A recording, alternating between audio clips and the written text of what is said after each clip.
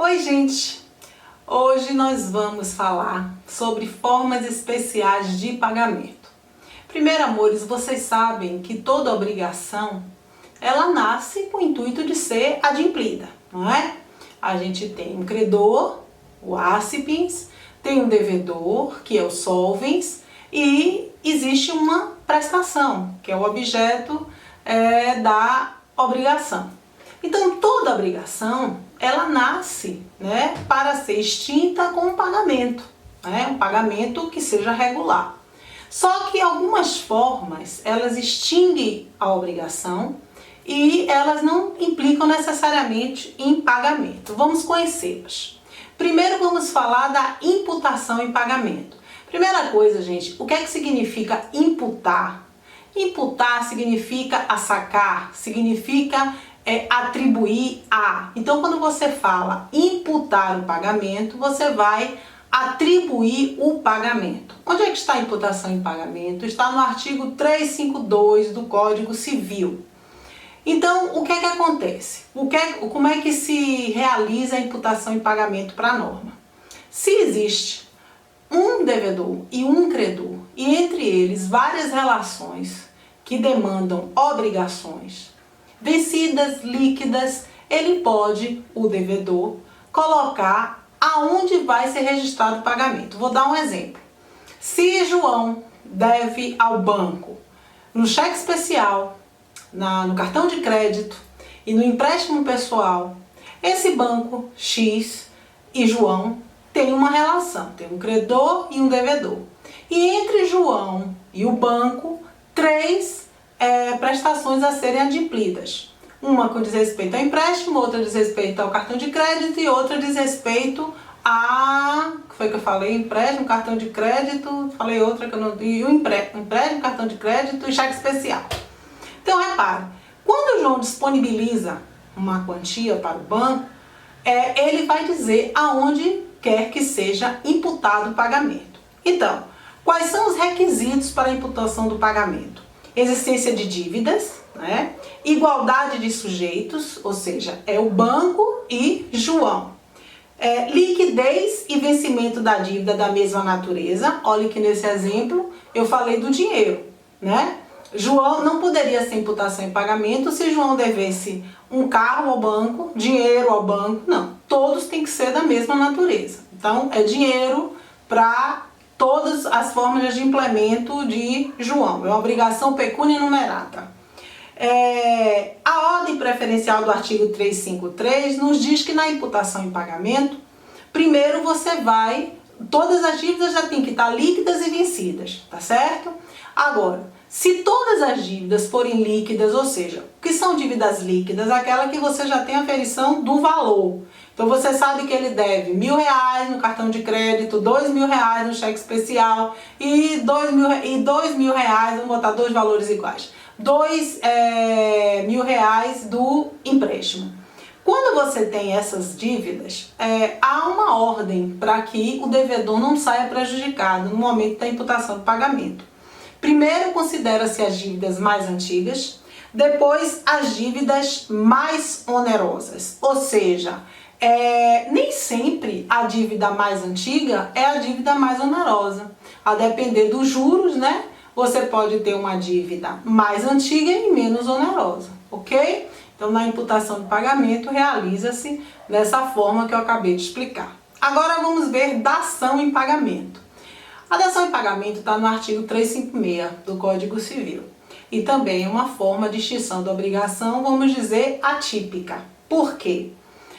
Na dação em pagamento, o credor, ele aquece, ele concorda que o devedor adimpla a obrigação com uma prestação diversa da contratada inicialmente. Veja bem, ele pode, ele não deve. Se ele não quiser, não existe a dação em pagamento, tá bom? Pode por quê? Porque a gente sabe, está no Código Civil, que ninguém pode ser obrigado a receber uma coisa diversa da contratada, ainda que mais valiosa. Então, ele só vai receber se houver aquiescência, mas existe essa possibilidade. Quais são os requisitos, então? Existência de uma dívida vencida e exigível, tá? Ou seja, ele só vai se submeter à dação se a dívida já estiver vencida e for absolutamente exequível, tá? Se ela tiver qualquer comprometimento, por exemplo, de validade, de existência e etc., você não pode impor a dação em pagamento como uma forma regular de extinção da obrigação. Precisa do consentimento do credor, precisa da entrega da coisa diversa, né, da devida, porque, inclusive, eu vou até chamar a atenção de vocês aqui de uma coisa. Quando você tem obrigações de objetos múltiplos, como é, por exemplo, a obrigação alternativa, eu preciso entregar um livro ou um computador a um aluno. Ou um livro ou um computador faz com que seja transformado na ação de pagamento se eu, por acaso, disser, olha, eu vou te entregar uma biblioteca, e ele aquecer, e ele consentir. Então não pode ser objeto da dação em pagamento nenhuma prestação anteriormente contratada. Ficou claro?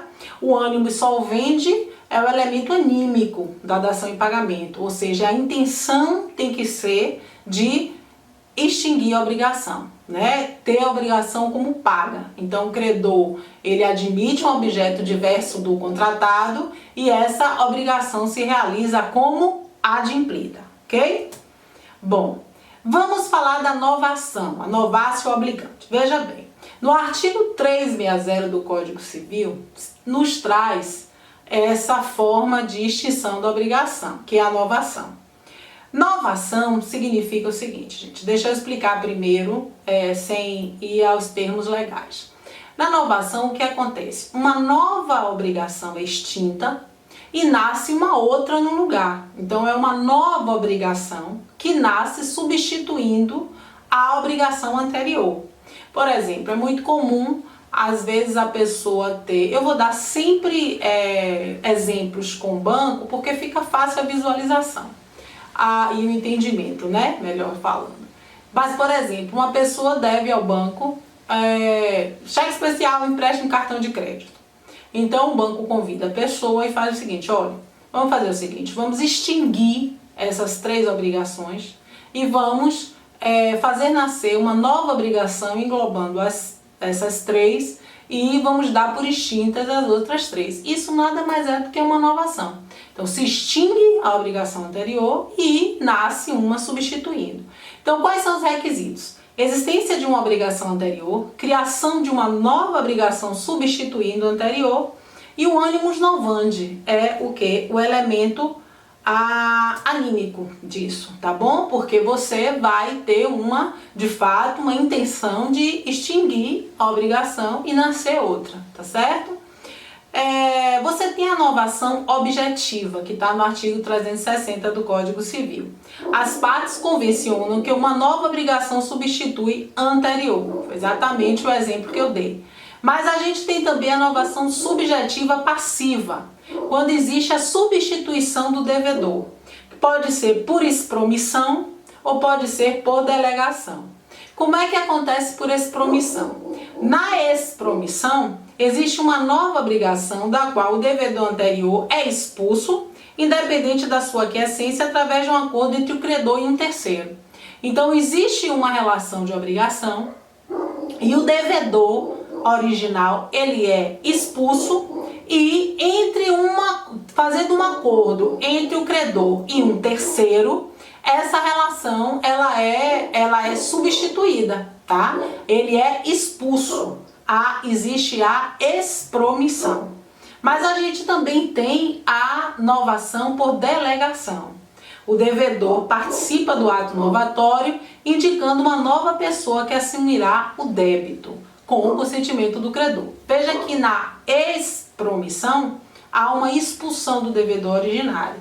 Na delegação, o devedor originário indica um novo devedor e por isso o credor tem que aquecer. Por quê, gente? Porque veja bem, vamos imaginar que eu empresto um dinheiro para Caio, porque eu sei que Caio é adimplente, Caio tem patrimônio, então eu vou emprestar o dinheiro para Caio. Eu empresto esse dinheiro para Caio porque eu confio na possibilidade de adimplemento de Caio. Mas se vai existir uma novação, com a substituição de Caio por um outro devedor, é óbvio que se ela é por delegação, eu preciso aquecer. Caio não pode simplesmente substituir a condição dele de devedor por uma outra pessoa que eu imagine, por exemplo, que não tem capacidade de adimplemento. Então, entenda que, na verdade, na delegação há de se levar em conta o consentimento do credor, ok? Então eu escrevi que por delegação o devedor participa do ato novatório indicando uma nova pessoa que assumirá o débito com o consentimento do credor. Foi exatamente o que eu acabei de falar. Agora vamos falar da confusão. Já falamos da novação, falamos da dação e agora vamos falar da confusão. Quando é que acontece a confusão? Está no artigo 381 do Código Civil. Acontece a confusão quando se resume em uma só pessoa a condição de credor e devedor. Como assim? Opera-se quando se resolve em uma mesma pessoa a condição de credor e devedor, extinguindo-se assim a relação obrigacional, diz o conceito dos doutrinadores civilistas, exemplo de Venosa, Carlos Alberto Gonçalves, né?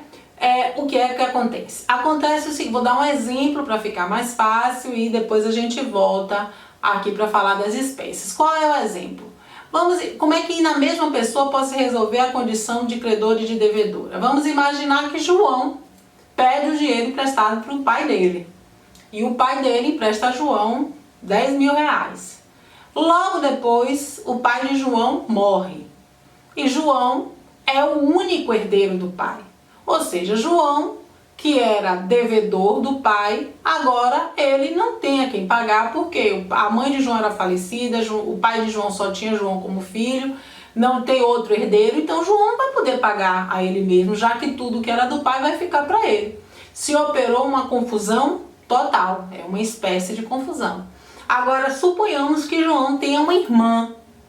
Então, se ele tinha que pagar 10 mil reais ao pai e o pai faleceu, ele agora não vai poder pagar 10 mil, obviamente, ao pai, porque o pai está falecido, e na hipótese dele dever o espólio, ele também é credor desse espólio. Então, na verdade, há uma confusão parcial. João só vai pagar 5 mil à irmã, porque 5 mil, suponhamos que já é seu de direito na condição de herdeiro do pai. Ou seja, a gente tanto tem a confusão total, como tem a confusão parcial. E remissão? Remissão, amores, quer dizer perdão. E é uma outra forma de extinção da obrigação que é atípica, tá? Então, na remissão, a gente sabe que remissão tem uma questão interessante que eu vou trazer para vocês. Existe a remissão com 2 S's, que é essa, que significa perdão, que tem aquele velho macete. Se eu vou à missa, eu vou pedir o quê? Perdão. Missa se escreve com 2 S. Remissão, que significa perdão, também se escreve com 2 S. Por quê? Porque você tem a remissão com C cedilha, que implica na disponibilidade da propriedade plena em favor de alguém. Por exemplo, um imóvel é hipotecado porque existe um empréstimo.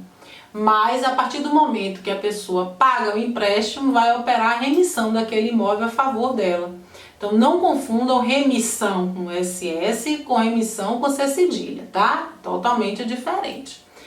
Então, repare, na remissão, que está no artigo 385 do Código Civil, a gente tem os requisitos. Quais são os requisitos? O ânimos de perdoar, né? Esse ânimos, inclusive, tem que estar livre, né?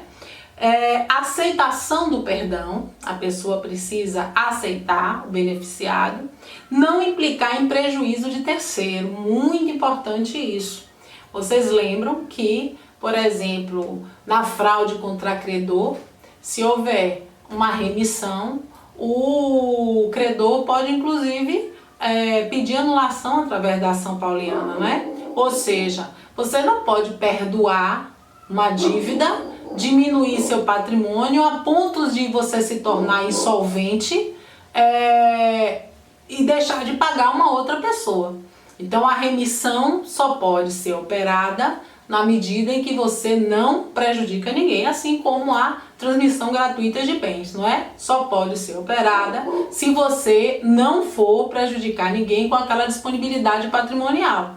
Se aquela disponibilidade, por exemplo, lhe levar à insolvência, ou seja, você ficar com um passivo maior do que ativo e não tem a sua produção de bens, a possibilidade de produzir bens, aí essa remissão vai ficar prejudicada, tá? A remissão é um perdão. Antes de terminar, eu queria falar o seguinte: em algumas situações, a remissão, por exemplo, quando se trata de vários devedores e são solidários, se ele perdoa um dos devedores solidários, e são vários credores, também ele não pode implicar para os demais devedores solidários o ônus do perdão dele. Ou seja, se 3 pessoas devem 120 mil e é uma obrigação solidária, deixa eu ver, João deve 120 mil, Pedro deve 120 mil e Mário deve 120 mil a Francisco. Só que é uma obrigação solidária. E sendo uma obrigação solidária, você sabe que na verdade cada um deles deve 120 mil. E pagando um deles, os outros ficam excluídos. Ou seja, na relação externa entre eles 3 e o credor. Então, se o credor resolve perdoar um dos 3 e na relação intrínseca dos 3, esse que ele perdoou era responsável por 60 mil, ele não pode cobrar dos outros devedores solidários a parte que ele perdoou. Ou seja, ele está abrindo mão do crédito dele justamente na porção do devedor que ele resolveu perdoar a dívida, ok? A remissão não pode implicar em prejuízo para terceiros. Gente, muito obrigada, tá? Hoje a gente falou dessas formas de extinção da obrigação, falaremos depois das outras, né? Um beijo grande para vocês, muito obrigada por todo o carinho que vocês têm mandado para mim, por e-mail. Agora não se esqueçam de se inscrever no canal, tá certo? Se inscrevam no canal, curtam o vídeo e eu vou estar aqui sempre tentando ajudar e colocar um pouquinho mais de conhecimento, dividir na verdade com vocês, tá? Obrigado, tchau, tchau.